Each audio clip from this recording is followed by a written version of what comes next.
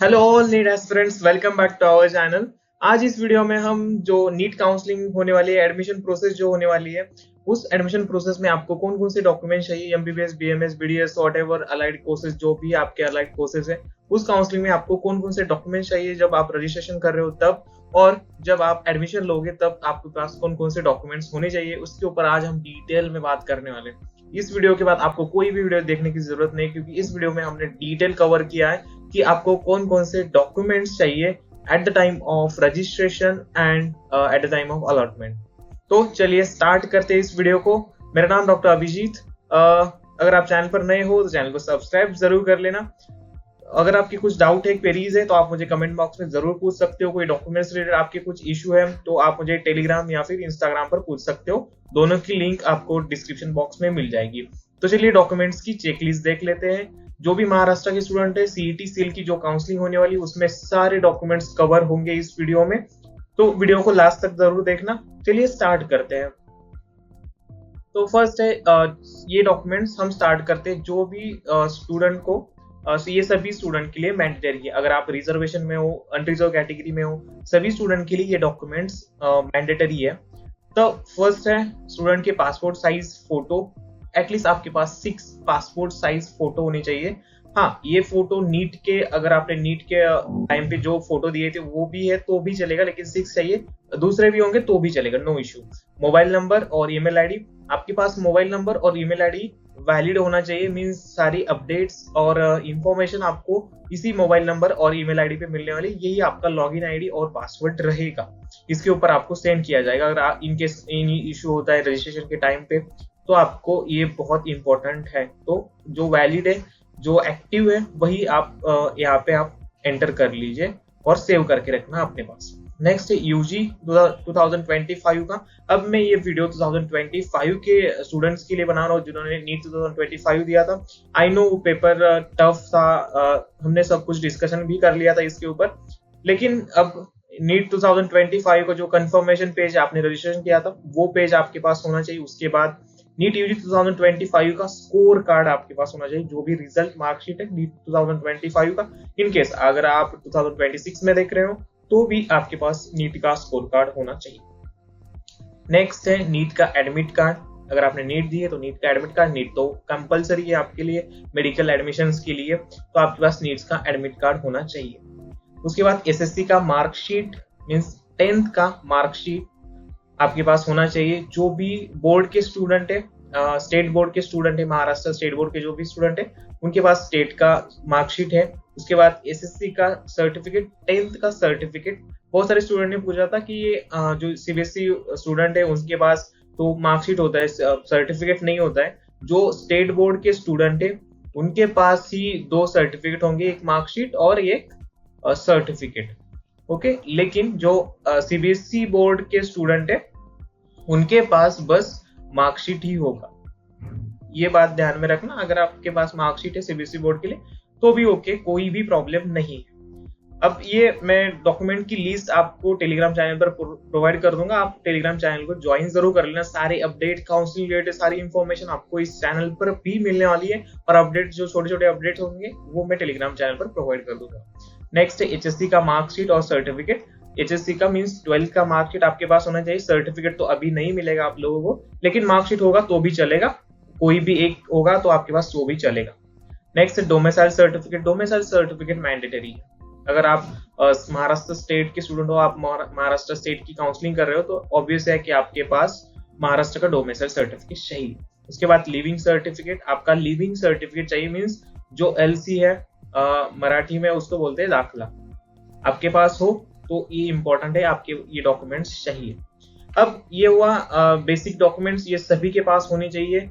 उसके बाद हम बात करते हैं और क्या क्या डॉक्यूमेंट चाहिए आपको। उसके बाद सीईटी सेल एप्लीकेशन फॉर्म, जो एप्लीकेशन फॉर्म आप फिल अप करने वाले हो रजिस्ट्रेशन के टाइम पे, काउंसलिंग के टाइम पे, पहले आपको रजिस्ट्रेशन करना पड़ेगा। उसके बाद आपके राउंड्स वगैरह होंगे। उस राउंड में अगर आपको एडमिशन मिलता है, अलॉटमेंट होती है, तो उसके बाद आपके पास ये एप्लीकेशन फॉर्म आप सेव करके रखना। उसके बाद आधार कार्ड, मेडिकल फिटनेस सर्टिफिकेट, ये बहुत इंपॉर्टेंट है।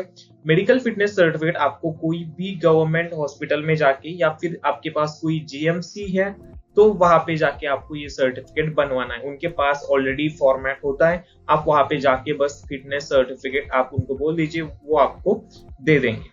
नेक्स्ट है गैप एफिडेविट। एक स्टैम्प पेपर पे एफिडेविट आपको बनवाना है गैप सर्टिफिकेट का, कि अगर आपने गैप लिया है तो इफ एप्लीकेबल, किसी स्टूडेंट ने गैप लिया है तो आपको गैप सर्टिफिकेट देना कंपलसरी है। माइग्रेशन सर्टिफिकेट चाहिए। उसके बाद कॉलेज अलॉटमेंट लेटर, जब आपका किसी राउंड में आपको एडमिशन मिलेगा तब आपके पास कॉलेज अलॉटमेंट लेटर का ऑप्शन आ जाता है। कैसे आपको डाउनलोड करना है वो सारी चीजें मैं बता दूंगा आपको, कि कैसे आपको डाउनलोड वगैरह करना होता है अलॉटमेंट लेटर। उसके बाद नेक्स्ट हम बात करते हैं, ये तो आपको राउंड होने के बाद मिलेगा, आपको अलॉटमेंट होने के बाद मिलेगा। बाकी सारी चीजें तो आपको मैंडेटरी है, इस वीडियो में मैं सारी चीजें बताने वाला हूँ। आप एक एक करके हम स्टेप बाय चलेंगे, ये इसको मैं टेलीग्राम चैनल पर भी प्रोवाइड कर दूंगा, डोंट वरी। नेक्स्ट है अब रिजर्वेशन कैटेगरी के स्टूडेंट क्या है। बाकी सारे स्टूडेंट तो सभी के लिए चाहिए। अगर आप रिजर्वेशन में आते हो तो रिजर्वेशन में एक्स्ट्रा क्या क्या डॉक्यूमेंट्स आपको चाहिए, तो उसके बाद आपको कास्ट सर्टिफिकेट, स्टेट का कास्ट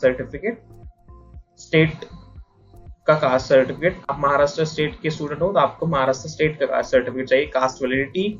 उसके बाद एनसीएल वैलिड एनसीएल चाहिए, 2025 तक ये वैलिड है तो भी चलेगा। अगर ये 3 इयर्स का बनता है सर्टिफिकेट, अगर आपके उस डेट को आप चेक कर लेना, मिडल में रहता है कि आपका ये सर्टिफिकेट कितने दिन तक वैलिड है। तो जब तक काउंसलिंग होगी 2026 तक, तो ये आपके पास वैलिड होना चाहिए 26 तक।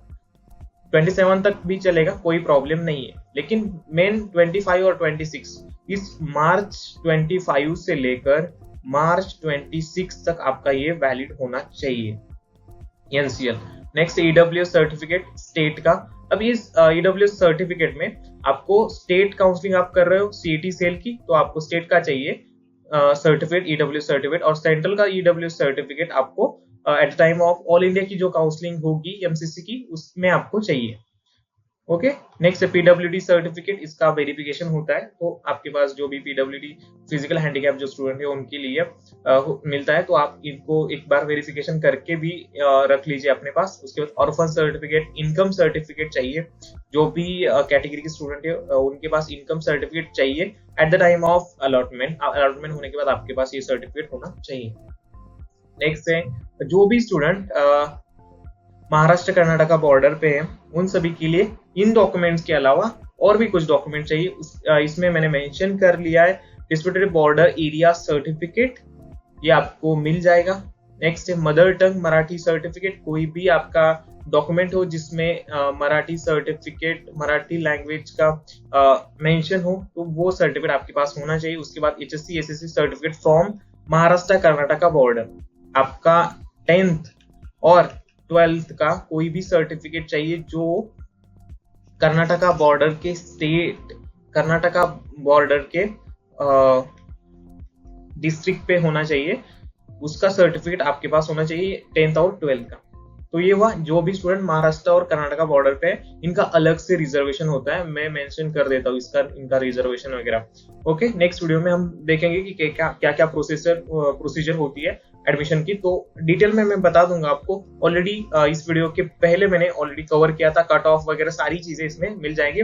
अगर आपको पेड काउंसलिंग सेशन चाहिए काउंसलिंग के लिए, तो हमने बस 3099 में ऑनलाइन काउंसलिंग सेशन स्टार्ट कर दिए हैं ऑलरेडी। पिछले साल भी हमने स्टार्ट किया था, इतने कम प्राइस में हम दे रहे हैं, या फिर स्टूडेंट के लिए हेल्प के लिए हम कर रहे हैं। हमें बस टीम मैनेज करने के लिए टाइम लगता है, इसीलिए ये फी हमने रखी है।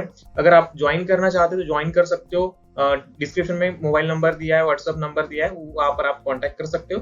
अगर आपके कुछ डाउट है, क्वेरीज है, तो आप इंस्टाग्राम पे पूछ सकते हो। नेक्स्ट हम देखते हैं जो भी डिफेंस कैटेगरी के स्टूडेंट है उन सभी के लिए क्या क्या डॉक्यूमेंट चाहिए। अब डिफेंस में तीन डिफेंस की कैटेगरी है, डिफेंस 1, डिफेंस 2 एंड डिफेंस 3। अब इनमें से 2 सर्टिफिकेट आपको मिलेंगे। एक एक्स सर्विस मैन जो होते हैं, मींस जो भी एक आर्मी रिटायर है, उनका एक सर्टिफिकेट मिलता है, डिफेंस 1 में आते हैं वो, और जो एक्चुअल सर्विस कर रहे हैं उनका डिफेंस 1, 2 और 3 में आता है।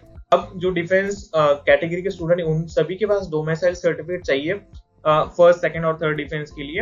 और नेक्स्ट है transfer certificate for defence 3।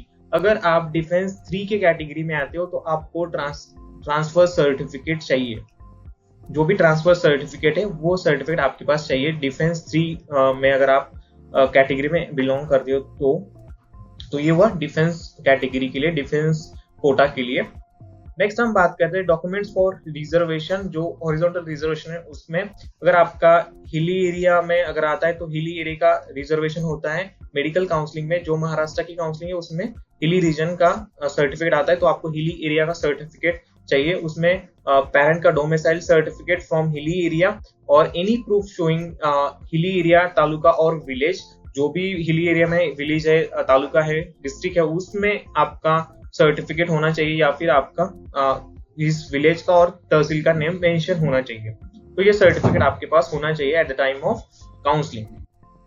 Next है रिजर्वेशन के लिए आप जो भी कैटेगरी में आते हैं स्टूडेंट, उनका photo copies for all documents with 5 sets. जो भी डॉक्यूमेंट्स मैंने ऑलरेडी बताया इस वीडियो में, उन सभी डॉक्यूमेंट्स के 5 सेट्स आपके पास होने चाहिए। जेरोक्स कॉपी, ये जेरोक्स कॉपी आपके पास सेव रखनी है। 5 जेरोक्स कॉपी आपको चाहिए at the time of allotment. जब आपका एडमिशन होगा उस टाइम पे वेरिफिकेशन के लिए आपके पास ये 5 सेट्स चाहिए फोटो कॉपीज के। सभी डॉक्यूमेंट्स आपको स्कैन करने हैं, उनको एक पेन ड्राइव में सेव करके रखना है, क्योंकि सारे डॉक्यूमेंट्स आपके काउंसलिंग में लिए जाएंगे। तो इसीलिए सभी डॉक्यूमेंट्स को आपको सेव रखना है पेन ड्राइव में और सभी स्कैन करना है सभी डॉक्यूमेंट्स को पीडीएफ वगैरह बना के।